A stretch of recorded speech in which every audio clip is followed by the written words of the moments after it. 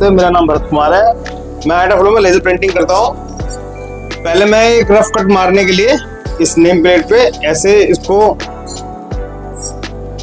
Rough cut के लिए use करता था, जिसमें मुझे काफी टाइम लगता था। इसको ऐसे एडजस्ट करता था बार बार, और ये काफी काम लेंदी था, मतलब टाइम कंज्यूमर वाला काम था।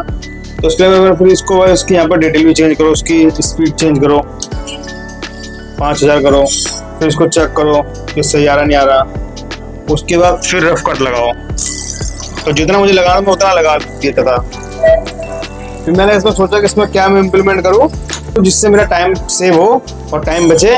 तो उसके लिए मैंने एक काम किया इसमें कि इस रफ कट को इस फाइल से सेव कर लिया, जो मैंने यहाँ सेव कर रखा है पहले से ही इस नाम से, इस साइज के हिसाब से। अब उसको मैं लेता हूँ, सेलेक्ट किया, बस एक सिंगल क्लिक में, ना मुझे डिजिट चेंज करने की जरूरत है, डिजिट भी चेंज करनी चाहिए तो वो सेव कर दी मैंने डिजिट भी, और इसी पे बस एक सिंगल क्लिक पे रफ कट लग जाता है।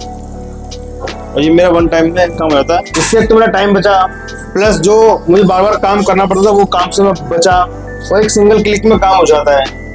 इससे दो चीजें हुई, एक तो गुणवत्ता भी बनी रही और प्लस स्पीड भी आ गई इससे। Thank you.